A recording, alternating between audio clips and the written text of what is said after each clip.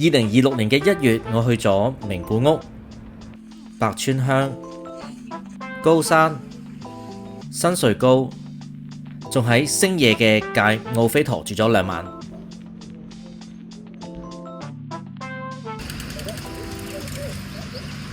今次係我第一次去名古屋，我身邊嘅朋友呢，個個都問我點解會揀一個連日本人自己都投票話佢係最悶嘅地方。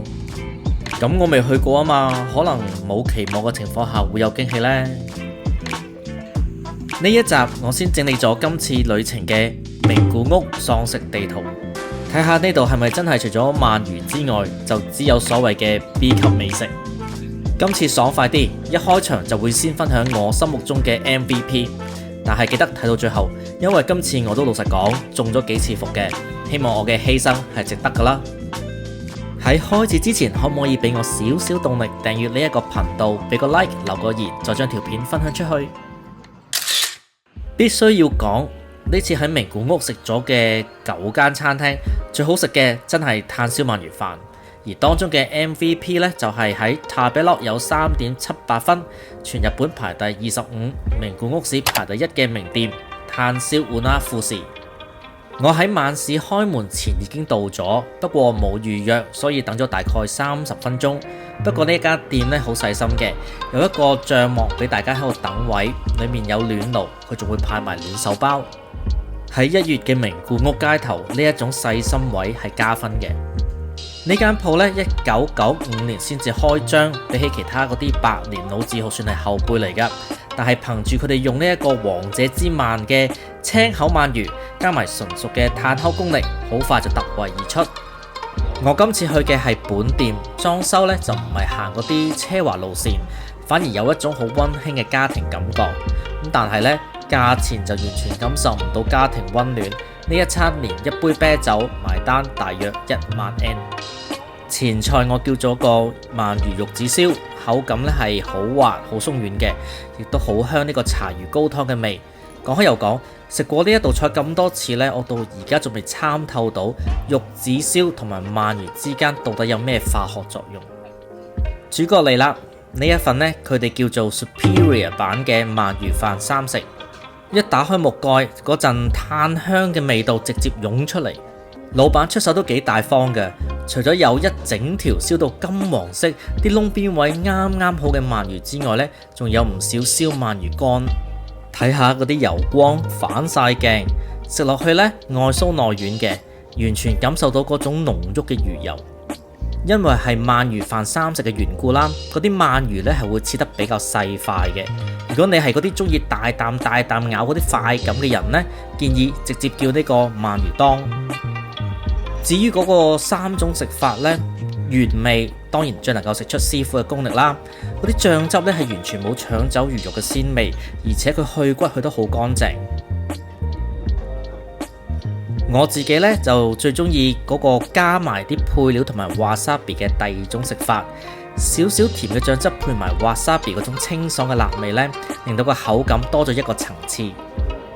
最後一個食法係加埋嗰啲高湯做成嘅茶漬飯，對我嚟講呢就正常發揮啦。呢一餐係我喺名古屋食嘅第1餐，哇！條巴已經拉到咁高，我之後幾餐點算？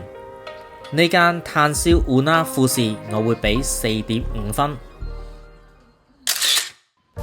排第2位嘅呢係我喺呢個 Instagram 無意中發現嘅一間咖啡店 Cafe Maru。佢位於圓頓寺商店街附近，都係一啲本地小店，目測呢遊客就唔多。Cafe 裏面呢係行呢個簡約風，以灰白色為主調，中間呢放咗一啲枯枝嚟做裝飾，得14個位，細細間但係好 cozy。呢間 cafe 2023年先至開張，食べロ有3.44分，價錢就係嗰啲正常 cafe 價啦。我叫咗一個 set。裏面有1個布丁加1杯飲品，1200N。呢個就係令我慕名而嚟嘅坑紋布丁。你係咪覺得佢好似少咗啲嘢呢？佢好玩嗰個位呢，就係在於要自己親手將啲糖漿倒落去布丁頂嗰個粒位裏面，然後睇住嗰啲糖漿慢慢沿住啲坑紋流落嚟。呢個過程真係非常之療愈。唉，不過可惜我笨手笨腳，倒出嚟嘅效果呢，同我理想中有一段距離。Sorry 啊，大家遷就一下。不過佢嘅味道就完全冇失手嘅，嗰啲蛋味呢好香濃啦，質地呢好 Q 彈，入口呢又好順滑。我太中意呢一度啦，所以臨走前嗰晚呢，我嚟多一次。呢度呢，逢係禮拜五、禮拜六或者公眾假期前一晚呢，都會開埋晚市，搖身一變成為一個小型嘅酒吧。夜晚嘅 vibe 呢，同日頭係截然唔同嘅，播嗰啲音樂呢，節拍感好強勁。今次呢，我就試咗佢哋嘅牛奶坑紋布丁，咁可以揀呢個紅色啦、藍色或者黃色嘅醬，我就揀咗紅色嘅草莓味。佢嘅質感同雞蛋布丁一樣咁滑，咁至於倒糖漿嘅畫面就一樣都係失敗㗎。特別咧想提一提呢一度嘅職員咧非常之 friendly， 知道我係遊客咧係會主動同我傾偈，而且佢哋嘅英文相當流利。呢一間 Cafe Maru 我會俾4分。第3位都係一間咖啡店，不過風格就同上一間好唔同啦。佢係一間非常傳統嘅洋式咖啡店 Coffee House Kako， 佢喺 Tabelog 有3.72分，以咖啡嚟講，我覺得都算相當高。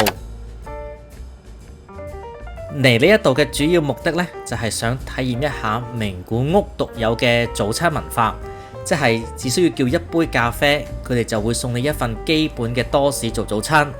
咁雖然我都知開得鋪呢就一定計過數嘅，但係呢一種我出豉油你出雞嘅幻覺，對客嚟講真係幾爽。我今次去嘅係花車本店，裝修呢就保留咗1972年開業嗰種懷舊氛圍，天花板嘅吊燈啊，牆上嘅擺鐘啊，彩色玻璃啊，等等等等，連喺後面準備多士嘅呢，都係一位上咗年紀，感覺好有職人氣質嘅伯伯。我叫咗一杯 Geisha 咖啡，另外加多550N， 適合咗做呢一份有紅豆蓉啦、cream 同埋4種唔同口味果 jam 嘅多士，簡單快捷又好食，難怪呢一間係長期排隊名店。呢一份老派感覺嘅早餐，我會俾4分。名古屋另一樣名物就係味噌，所以呢味噌炸豬扒自然就會成為呢一度嘅代表性美食。我喺呢一個 trip 咧食咗2次味噌豬扒，而我覺得比較好食嘅呢係位於名古屋車站高島屋13樓嘅惠庭，佢喺 Tabelog 有3.41分。本身咧係炸豬扒連鎖名店和幸旗下嘅另一個品牌，所以質素方面咧基本上都有保證，唔需要太過擔心。至於配呢個味噌醬嚟食呢，開頭我都覺得幾得意嘅，又鹹又甜咁。頭一兩件呢都食得幾惹味，但係食到一半我就開始覺得有啲膩啊，嗰種偏鹹嘅重口味呢真係幾 heavy。好彩呢一度嘅味噌醬係分開上嘅，你可以自己控制份量。我始終覺得呢炸豬扒都應該係配翻嗰種微微酸嘅傳統豬扒醬會好啲，起碼呢可以刺激下嗰個口味啊嘛。呢一間惠庭我會俾4分。呢一次名古屋之旅，我發現呢自己最中意嘅始終都係炭燒鰻魚。所以臨上機返澳洲之前嘅最後一餐，我決定去馬魯亞本店嘅機場分店嚟一個好嘅 ending。佢喺名古屋市裏面其他分店嘅 Tabelog 都有3.62分。頭先都提過，如果你中意大啖食鰻魚嗰一種快感嘅話呢，就唔好搞咁多花神啦。所以我今次就冇叫到3食，而係直接叫咗個上等燒鰻魚檔，仲要特別要求小飯，目的好明確。就係要好好記住呢個燒鰻魚嘅味道。另外我加多150N， 將個湯升級做鰻魚乾湯。除咗味覺呢一間鋪頭亦都好識得玩呢個視覺效果。個店員放低咗一個大木盒，親手揭開個木盒，9片厚實肥美嘅鰻魚就隆重登場。唔知係咪因為喺機場嘅關係呢？炭香味呢，感覺上好似比起之前嗰間半粒富士，確實係好似淡咗少少。但係嗰種外皮酥脆、入面軟滑嘅層次呢，依然喺度。挑骨嘅功夫呢，亦都做得好細緻。最重要嘅係個醬汁份量亦都啱啱好，完全冇遮蓋到魚肉本身嘅香味。喺上機前可以咁樣大啖豪食燒鰻魚呢，真係好幸福㗎。呢一間馬魯亞本店，我會俾4分。記得有一晚行下商場呢，見到呢一間鳥開總本家，忽然醒起名古屋仲有一樣代表性嘅 B 級美食，就係雞翼啦。既然緣分到呢，就順便入去簡單食個飯啦。呢一間鋪頭Tabelog嘅評分係3.36分。呢度主打日本3大土雞之一嘅名古屋餃子雞嘅料理。嗰晚其實我就真係唔話好肚餓嘅啫，所以就係咁意叫咗串燒雞皮、燒雞腿肉、4隻雞翼同埋1份炸雞。真係咁意嘅咋。呢度嘅串燒做得唔錯噶，雞皮燒到好乾身，唔會油淋淋嗰種啦。雞腿肉呢就非常彈牙，好 juicy。炸雞方面呢就正常發揮啦。我欣賞佢哋冇好似出面嗰啲鋪頭咁落太多嘅調味，咬落去係食到雞肉嘅鮮味，而且多汁，唔怪之得攞過金獎。至於重點嘅雞翼呢係炸嘅，唔係燒嘅。佢哋呢會用一個傳統嘅紅漆盒裝住，賣相都幾精緻，完全符合佢哋連續3年金賞嘅高級感。雞翼唔算太鹹，只係灑咗少少調味粉同埋黑胡椒。雖然佢哋係炸嘅，但係呢一啲都唔乾唔柴，仲保留到唔少嘅雞油同埋肉汁，落手食的確幾滋味。不過始終礙於食物種類嘅局限，好難做到好似鰻魚飯嗰種驚豔嘅感覺。喺我心目中呢，佢排第6，我會俾3.5分。之前介紹嗰6間呢，基本上都係好食嘅，而最後呢3間就同我嘅期望有個比較大嘅落差。首先係位於柳橋中央市場嘅地魚食堂 Telu Telu Tabelog 評分3.48分。以呢一個市場食檔嚟講呢，呢個分數其實已經係一個暗示。menu 嘅選擇好多，我叫咗特上海鮮當同埋1份大拖羅刺身。先講刺身，4大片，賣相呢都 OK 嘅，但食落口呢就完全冇大拖羅應有嗰種濃郁嘅魚味，佢係非常之淡，甚至呢仲食到筋。至於嗰個特上海鮮當，種類呢係豐富嘅，有吞拿魚蓉啦、海膽、星鰻，基本上想食嘅都有。但問題同頭先一樣啊，就係嗰刺身味道偏淡，冇乜鮮味可言。同我之前喺福岡柳橋聯合市場食過嘅食堂光相比呢，真係差咗幾條街。呢一間地魚食堂，我只會俾3.5分。作為名古屋味噌豬扒嘅龍頭，我喺行呢個 Outlet 嘅時候見到 Food Court 有分店，既然係名物呢，就當然要試下。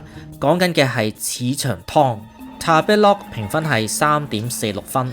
佢同之前介紹過嘅惠庭最唔同嘅地方呢，係佢會主動幫你將成塊炸豬扒淋滿晒嗰啲味噌醬。哇！見到呢個畫面呢，我當時已經心知不妙。淨係講塊豬扒厚切嘅，肉質算係嫩滑，仲有少少肥肉點綴一下，質素呢 OK 嘅。左邊呢係加咗嗰啲類似山椒溝芝麻嘅調味粉，確實係幾惹味。但係問題係佢嘅味噌醬比惠庭更加鹹。開頭嗰幾件呢都覺得食得OK 嘅，但係到後半段嗰啲醬汁已經完全滲入咗去嗰塊炸粉嗰度，變成咗一件死鹹嘅炸豬扒。哇！真係すみません，我食咗一半呢，就真係食唔落去啦，好驚對唔住自己嗰個腎啊！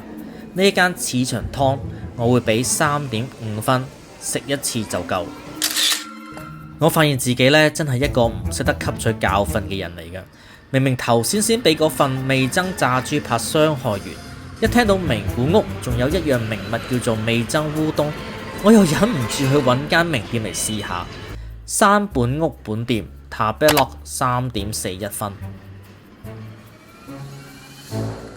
我叫咗 JR 名古屋站分店限定嘅大名味噌煮烏冬，裡面呢有一隻炸蝦同埋名古屋餃子雞，實物係咁嘅，個賣相真係好 B 級。